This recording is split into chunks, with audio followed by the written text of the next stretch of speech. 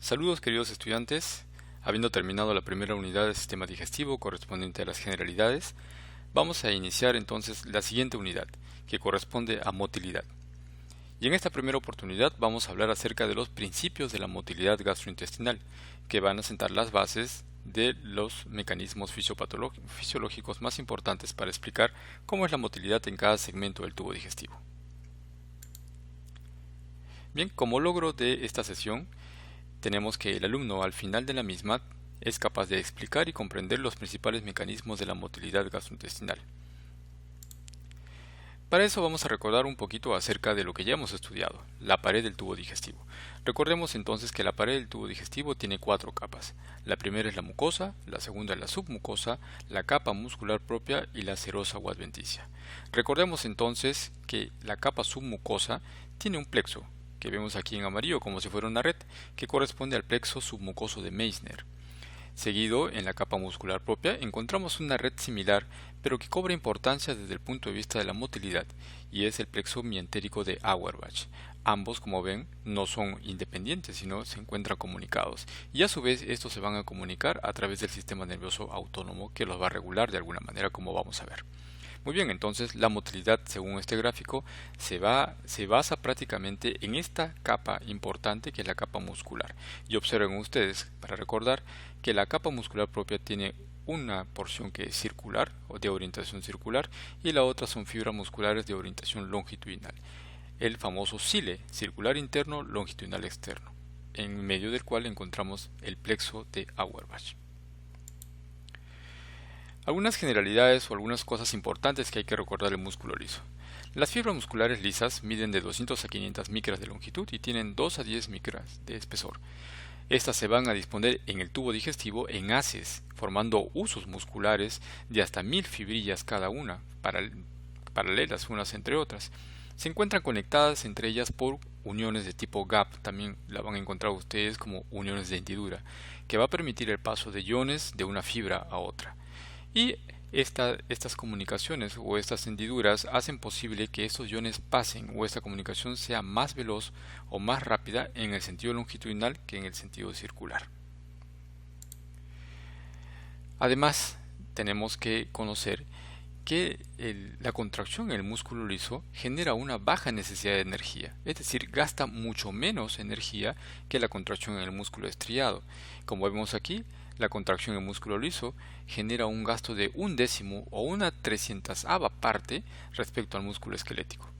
Además, la contracción del músculo liso es lenta para iniciar la contracción y es lenta también para desarrollar la relajación. Esta lentitud no va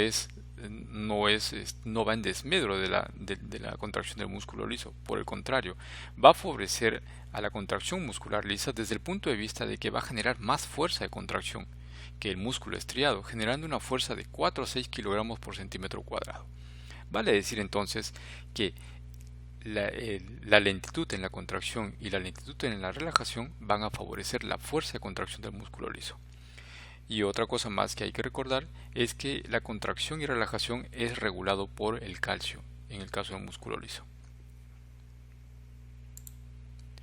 Este es un cuadrito en el cual vamos a ver algunas diferencias de lo que hemos mencionado entre músculo liso y esquelético. Por ejemplo, en el músculo liso la contracción lenta y prolongada. El ciclado, es decir, la unión de las cabezas de miosina con la actina, son lentos y los puentes cruzados se mantienen más prolongadamente unidos. La actividad de la ATPasa es mucho menor, por eso el gasto de energía es menor incluso que el músculo esquelético. Y la fuerza máxima de contracción también resulta ser mayor que en el caso del músculo esquelético, como hemos visto, es de 4 a 6 kilogramos por cada centímetro cuadrado. En esta imagen lo que estamos viendo para recordar un poco cómo es la contracción y cómo es la relajación. Por ejemplo, la contracción, como hemos dicho, depende del calcio. Se da un influjo o una entrada de calcio del extracelular, a su vez que también se genera una salida de calcio del retículo sarcoplasmático en el intracelular. Este calcio, así depositado en el intracelular, se va a unir a la calmodulina. La calmodulina va a formar un complejo con el calcio, lo cual va a hacer posible la activación de esta molécula llamada MLCK, que son las iniciales de miosina sinasa de cadena ligera. Esta a su vez va a fosforilar va a fosforilar la cadena ligera de miosina que conduce a la contracción del músculo liso. Aquí estamos viendo la cadena ligera de miosina, entonces se va a fosforilar y esto va a hacer posible el cambio de ATP a ADP, fosforilando las cabezas de las miosinas, las cuales se van a unir a lectina, y así se forma o se produce la contracción. Caso contrario, la salida del calcio y la entrada de este mismo al retículo sarcoplásmico, entonces va a producir una desestabilización de todo este sistema que habíamos visto, de tal manera que la miosina fosfatasa va a intervenir desfosforilando las cabezas de la miosina. De esa manera entonces las va a liberar de la unión con la actina y esto va a facilitar la relajación del músculo liso. A su vez hay que recordar que la relajación también está mediada por la salida del potasio.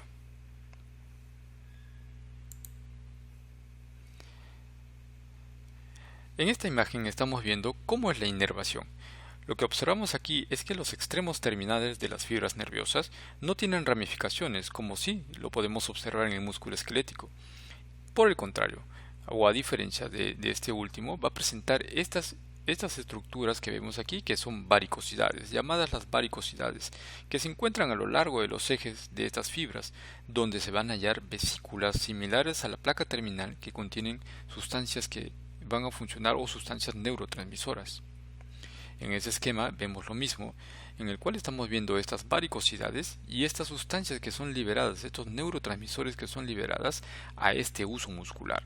Vemos aquí un conjunto de fibras musculares que están unidas unas con otras, vemos las flechas negritas, están unidas a través de uniones gap. Estas uniones entonces van a permitir el paso de iones, de tal manera de que no es necesario que la inervación se introduzca dentro de las fibras o entre las fibras, es suficiente que se presente en la superficie, de tal manera que la liberación de los neurotransmisores hace posible el estímulo de la superficie de este uso muscular y la transmisión del impulso se da a través de la transmisión de iones a través de estos canales GAP. La motilidad entonces, en resumen, se da gracias a la contracción y relajación de las paredes y no solamente de las paredes musculares, sino también vamos a ver contracción y relajación de los esfínteres a lo largo del tracto gastrointestinal. La función entonces de la motilidad es desmenuzar, fragmentar y mezclar el contenido alimenticio. Lo prepara entonces para la digestión y la absorción. Asimismo, una de las funciones importantes que tiene es impulsar el contenido alimenticio a lo largo del tubo digestivo, y este impulso lo hace desde la región oral hasta la región anal, es decir, céfalo-caudal.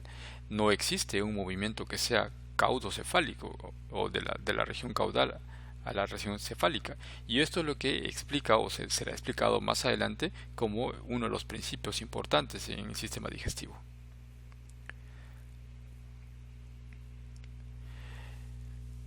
La contracción muscular depende entonces de dos capas musculares, una circular que es interna, la cual va a disminuir la luz del intestino, y otra longitudinal que es externa, que lo que va a hacer es acortar el segmento intestinal. Toda la capa muscular, entonces, a lo largo de todo el tubo digestivo está formada por un músculo liso. Sin embargo, esto tiene excepciones. La faringe, por ejemplo, es una excepción, la porción proximal del esófago y el esfínter anal, los cuales van a poseer músculo esquelético a diferencia del resto del tubo digestivo. Normalmente existe un potencial, al igual que todas las células, un potencial de reposo, un potencial de membrana, que oscila entre menos 50 y menos 60 milivoltios. En el caso del músculo liso, esto es un promedio de menos 56 milivoltios. Este potencial se hace menos negativo, es decir, se aproxima o se eleva en un eje vertical, se hace menos negativo o excitable. Es decir, que cuanto menos negativo se hace, entonces a eso le hablamos del estado de excitabilidad. ¿Qué es qué factores pueden influir para que la célula se haga más excitable? Por ejemplo, uno de los factores más importantes es la distensión del músculo liso. Entonces, cuando llega un contenido X que distiende el músculo liso, eso va a hacer que la fibra muscular sea más excitable. El estímulo de la acetilcolina por terminaciones parasimpáticas o las hormonas gastrointestinales, muchas de las cuales ya hemos estudiado. El potencial, por el contrario, se hace más negativo, es decir, se profundiza en un eje vertical o también menos excitable frente a la adrenalina, noradrenalina, es decir, en resumen, al estímulo simpático.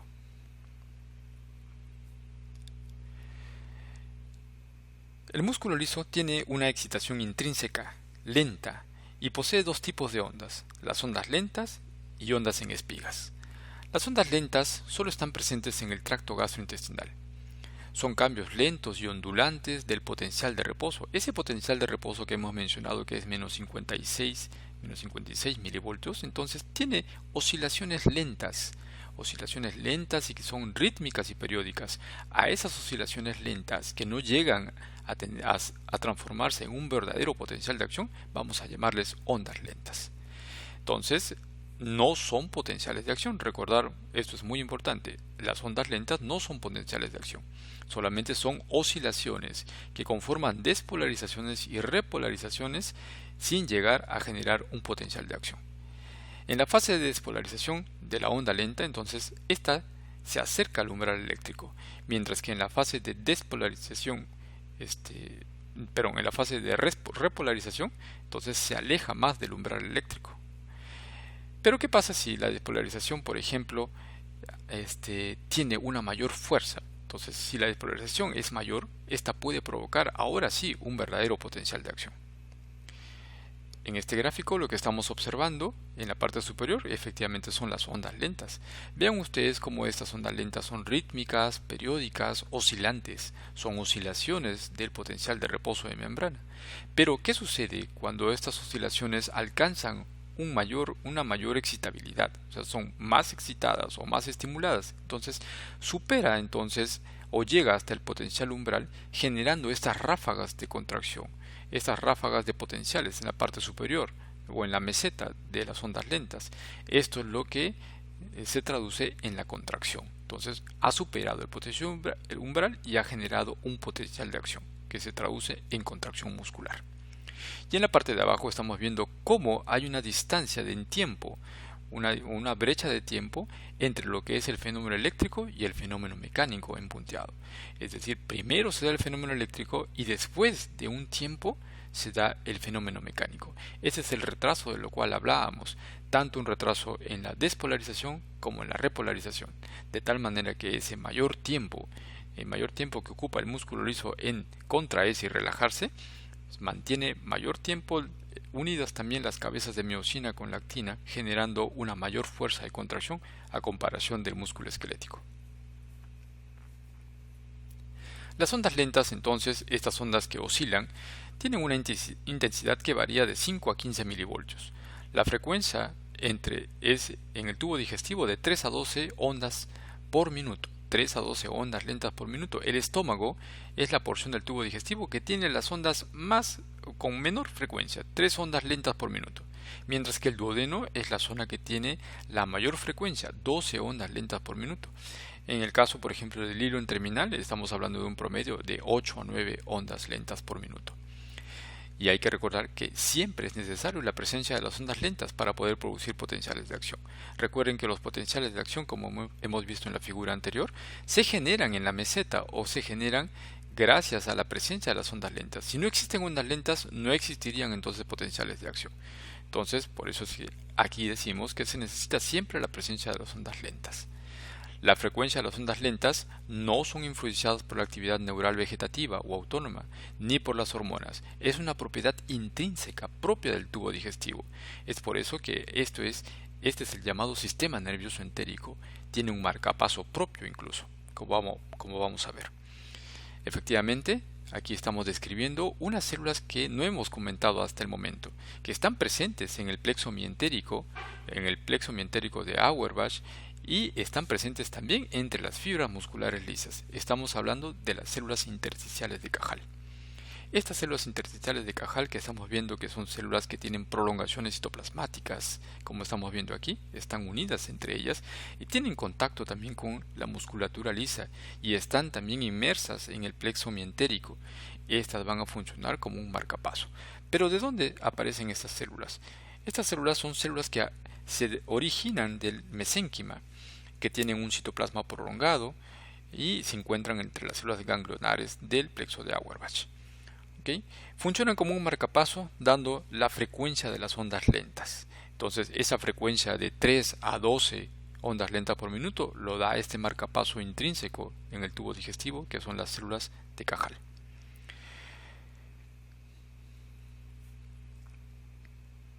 En este gráfico estamos viendo entonces aquí en negro estamos viendo las ondas lentas. Vemos cómo son ondas que están oscilando alrededor del potencial de reposo de membrana. Sin embargo, cuando existe un mayor estímulo, vamos a ver que estos potenciales, estas ondas lentas alcanzan mayores niveles por estímulo o por excitabilidad.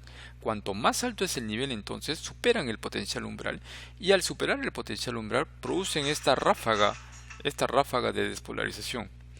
¿Okay? Cuanto más alto, cuanto más estímulo hay, entonces las ráfagas o estas espigas serán de mayor frecuencia.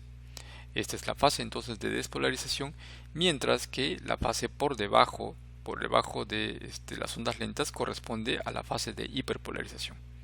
¿Quiénes estimulan entonces a esta formación de espigas que se traducen en potenciales de acción? Son estimulados por la distensión del músculo, como hemos dicho, importante, la acetilcolina del sistema parasimpático y además la presencia de hormonas. Mientras que la hiperpolarización es favorecida por el estímulo de la noradrenalina principalmente y la adrenalina en el sistema nervioso simpático, autónomo simpático. Es decir que, en resumidas cuentas, el sistema nervioso parasimpático lo que va a favorecer es la presencia de las contracciones o las contracciones musculares, traducidas por los potenciales de acción que se generan, mientras que el sistema nervioso simpático lo que va a favorecer es la hiperpolarización, es decir, la disminución de la actividad de la contracción muscular en el tubo digestivo. Todo tejido muscular liso funciona como una sola unidad, como hemos mencionado. El impulso eléctrico pasa de una célula a otra a través de las uniones gap o uniones comunicantes, y las contracciones cuando se dan pueden ser de tipo fásicas o de tipo tónicas. La contracción fásica, por ejemplo, son contracciones periódicas seguidas de relajación. Se contrae y se relaja. Se encargan de mezclar y propulsar el contenido alimenticio, y entonces, como propulsan el contenido alimenticio y mezclan, se van a encontrar sobre todo en segmentos como el estómago, el esófago y el intestino delgado. Mientras que las contracciones tónicas, como su nombre dice, guardan el tono de una estructura, entonces estas son contracciones sostenidas, sin relajación muchas veces, o solamente tienen una relajación de minutos u horas, y estas están presentes en áreas donde debemos evitar el pasaje del contenido de un segmento a otro. Por ejemplo, si nos ponemos a pensar, el contenido gástrico no debería retornar al esófago. Entonces existe aquí un esfínter, el esfínter esofágico inferior, como estamos viendo aquí. Asimismo, por ejemplo, en la válvula ileocecal, el contenido fecal no debería retornar hacia el ilio. Entonces existe una válvula a ese nivel. Y también como ejemplo tenemos el esfínter anal interno. En esta imagen estamos viendo un esquema del sistema nervioso entérico. Este sistema nervioso entérico es el principal sistema en el tubo digestivo, y ésta posee más de 100 millones de neuronas desde el esófago hasta el ano. Este es el verdadero sistema nervioso entérico, que tiene la función de contracción y controlar la secreción intestinal. Contracción porque estamos hablando del plexo mientérico de Auerbach, y será control de la secreción, y no solamente de la secreción, sino también controla el flujo sanguíneo a nivel de la submucosa, y estamos hablando del plexo submucoso de Meissner. Mientras el plexo mientérico tiene que ver con los movimientos, entonces el plexo submucoso, en resumen, tiene que ver con la regulación de la secreción y regulación del flujo sanguíneo. Aunque el sistema entérico funciona con independencia del sistema autónomo, puede activar o inhibir las funciones gastrointestinales. Se observa además la presencia de fibras sensitivas desde la mucosa intestinal, como estamos viendo aquí, que producen aferencias a los plexos o a la médula o al tronco cerebral. Estas aferencias, como estamos viendo, sensitivas, que son estímulos que se producen a nivel de la mucosa, envían información al plexo de Meissner, envían información al plexo de Auerbach, o envían información más arriba hacia la médula espinal o al tronco encefálico, para que estos regresen como respuestas, estimulando la secreción o inhibiendo la secreción, o estimulando la secreción de hormonas a este nivel.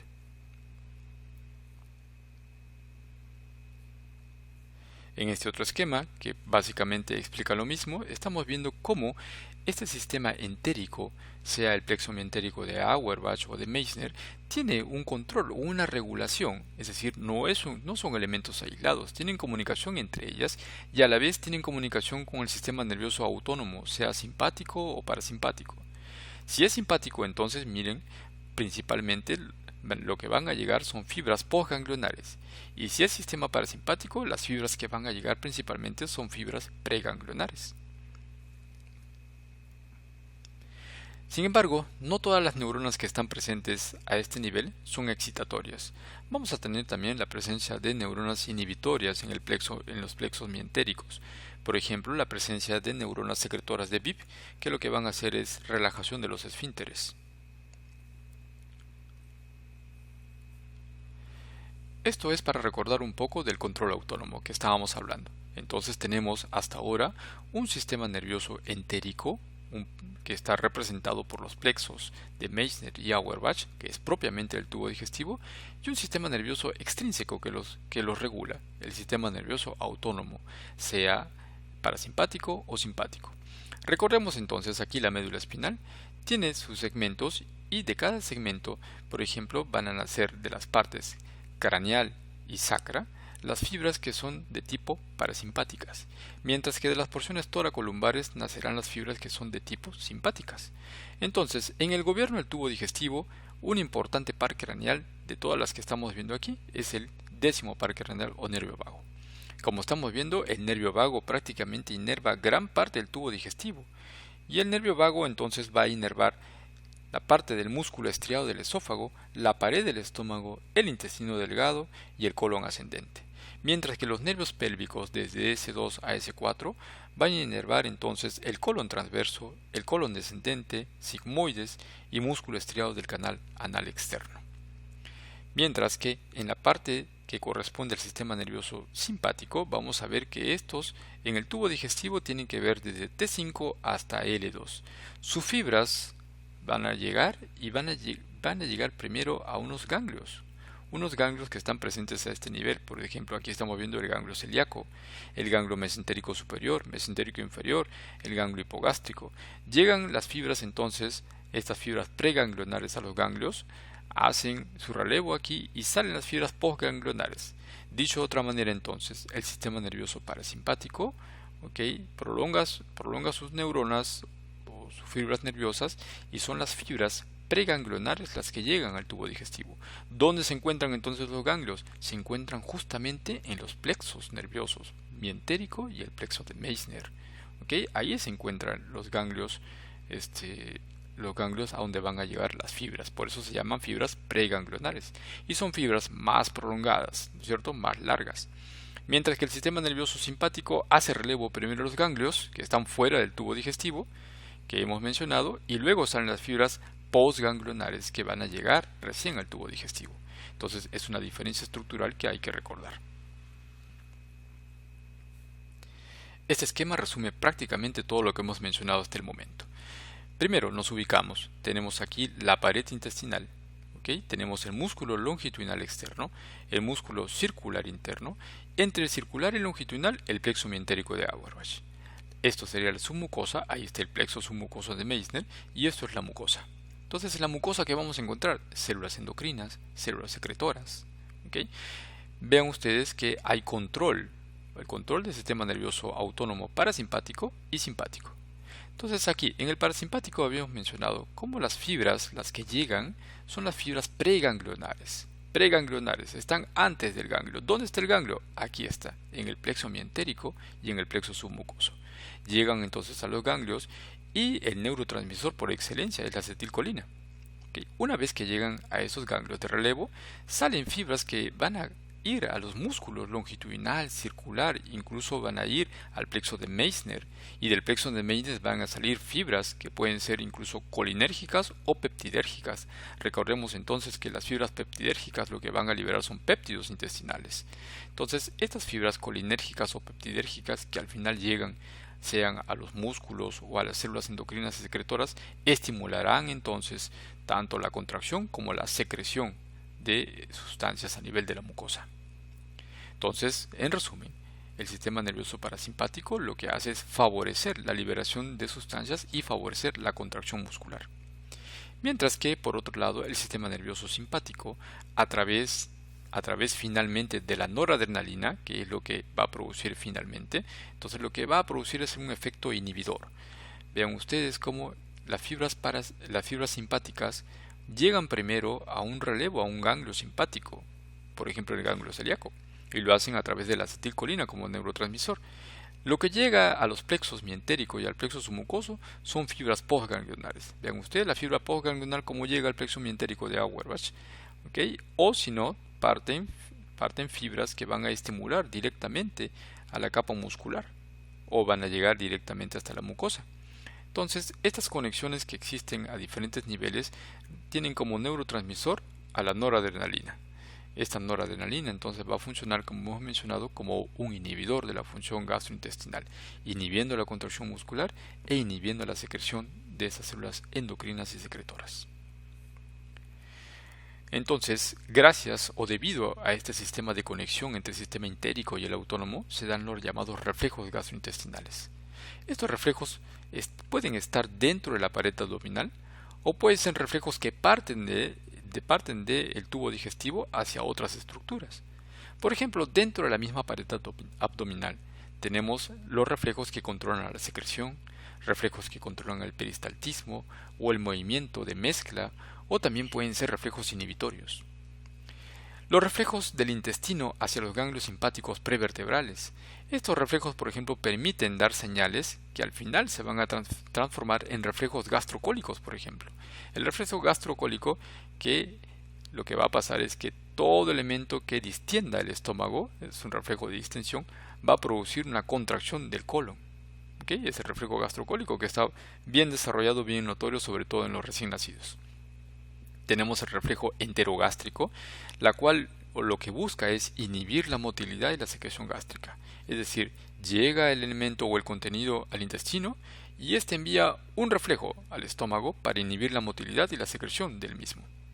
O puede ser un reflejo cólico-ileal, en la cual el contenido llega hacia el colon y envía una señal al ilion para que disminuya o enlentezca el vaciado desde el tubo digestivo o desde esta región del ilion al colon. Los reflejos también pueden darse del intestino a la médula o al tronco cerebral. Estas, por ejemplo, pueden partir del estómago y el duodeno y lo que van a llevar es un control motor y secresor, control de la motricidad y de la secreción. Los reflejos pueden ser, por ejemplo, por dolor. Esos reflejos por dolor que van hacia la médula o el tronco cerebral van a regresar como estímulos inhibitorios de la función gastrointestinal, ¿no? Todo dolor entonces va a llevar a una inhibición de la función gastrointestinal. Tenemos reflejos, por ejemplo, que parten del colon y el recto y estos van a la médula. Regresan como reflejos de contracción, fuertes contracciones del colon para la defecación. No solamente contracciones del colon, sino también de los músculos abdominales, recordando que los músculos abdominales entonces ante la contracción de los mismos van a favorecer la defecación, por ejemplo, ¿no? Este es un cuadrito que ya ustedes han revisado en la primera parte, en la cual vimos los péptidos reguladores gastrointestinales. Recuerden ustedes que los 4 principales péptidos, la gastrina, colecitoquinina, la secretina, ¿okay? El péptido neogástrico, por ejemplo, que está aquí, estudiamos cada una de ellas. Vemos que cada una de ellas tiene cierta participación en la secreción y en la contracción. Por ejemplo, la colecitoquinina, habíamos estudiado que es importante para la contracción, por ejemplo, de la vesícula biliar. La gastrina importante para la secreción de ácido gástrico, la secretina importante para la secreción de bicarbonato. Y aquí encontramos un nuevo elemento, la motilina. La motilina que es estimulado por alimentos grasos, por ácidos, por ejemplo, que son producidas por células en el duodeno y el yeyuno y lo que van a estimular es la motilidad gástrica y la motilidad intestinal. Pero esta motilidad gástrica e intestinal tiene una particularidad. El estímulo en la motilina se da principalmente entre periodos digestivos. Por eso es que gracias a esta motilina se va a dar origen al llamado complejo mioeléctrico interdigestivo. Como su nombre dice, interdigestivo, es un complejo de contracción que recorre todo el estómago y el intestino delgado barriendo todo residuo que haya quedado y se da cada 90 minutos. entonces, y se da en los periodos interdigestivos o en ayunas. Entonces, ¿cuál es el elemento o cuál es el péptido que se encuentra incrementado en ayunas? Entonces la respuesta sería la motilina, que tiene esa función de barrido desde el estómago y todo el intestino delgado, básicamente. Por último, entonces, en resumen, el tubo digestivo tiene movimientos, dos movimientos importantes: un movimiento peristáltico, que es un movimiento propulsivo, y un movimiento de mezclado. ¿Okay? El movimiento inicial, el de propulsión o de peristaltismo, es importante porque aquí hay que recordar que su principal estímulo, como ya hemos dicho, es la distensión. Otro estímulo que puede comentarse es la irritación química o irritación física, pero principalmente, como se ve en este esquema, la distensión. Esta distensión o este estímulo es una propiedad inherente de muchas estructuras tubulares en el organismo y se produce frente al estímulo de la distensión. Se produce una contracción del músculo circular, como vemos aquí, una contracción que se llama anillo de contracción. Entonces se produce una contracción del músculo circular que se encuentra en la zona proximal, y esto aproximadamente 2 a 3 centímetros del bolo. ¿Okay? Se forma este anillo de contracción que se dirige hacia el ano, o sea, tiene una dirección de la parte cefálica a la parte caudal. Probablemente esta orientación se deba debido a la polaridad también que tienen las neuronas en los plexos como el plexo mientérico, y lo hace entonces empujando 5 a 10 centímetros el bolo hacia la parte caudal. Pero a su vez que se produce este anillo de contracción, tiene que haber una relajación en la parte caudal. Es así entonces que cuando vemos el siguiente esquema, aquí nos vamos a saltear esto, estamos viendo lo mismo. Hay un estímulo por la presencia de un bolo, estímulo mecánico de distensión. Se produce un anillo de contracción, vemos, gracias a la contracción de músculo circular. ¿Okay? Este anillo de contracción, a su vez, así como se contrae el músculo circular, lleva a una relajación del músculo longitudinal en esta porción. Entonces, a su vez que se contrae esta porción caudal, la región caudal tiene que relajarse. El músculo liso se relaja entonces en esta porción y el músculo longitudinal se contrae. Vamos de nuevo. Entonces, frente a la presencia de un bolo o un elemento que produce el estímulo de distensión, se va a producir en la parte proximal una contracción del músculo circular con relajación del músculo longitudinal. Existen algunas sustancias que producen este fenómeno, que en su momento también las vamos a comentar. Mientras que en la parte distal lo que se va a producir es una relajación del músculo circular y una contracción del músculo longitudinal. Como consecuencia de este fenómeno reflejo, lo que se va a producir es que el bolo o el elemento se impulse 5 a 10 centímetros a lo largo del tubo digestivo. Como vemos, este estímulo hace que este bolo o este elemento se propulse de la región cefálica a la región caudal, gracias a esa contracción y relajación. Entonces, conforme va avanzando, se va contrayendo la región proximal y se va relajando la región distal. Entonces, este fenómeno de orientación del bolo de la región cefálica a la región caudal es lo que explica lo que se ha llamado el principio del intestino. ¿Okay? Entonces, que explica que el bolo no puede ir en sentido contrario, ¿okay? Sino en sentido cefalocaudal. ¿Okay? El otro movimiento que habíamos descrito, que faltaba describir, es el movimiento de segmentación o movimiento de mezclado. Se trata de contracciones que se dan, que son responsables del mezclado básicamente del contenido intestinal y que van a darse por contracciones del músculo circular, ¿okay? En diferentes segmentos.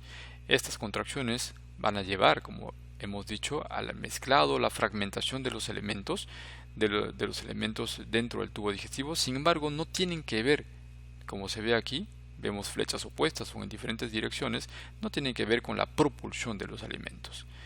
¿Ok? Como hemos explicado. Entonces, dos tipos de movimiento al final, movimientos de mezcla y movimientos de propulsión. ¿Ok? Entonces, con estos elementos básicos hemos terminado la presente sesión. Espero que haya sido de su provecho y nos estamos viendo en la práctica para comentarios adicionales. Muy bien, entonces nos quedamos aquí. Mucha suerte y muchas gracias por su atención.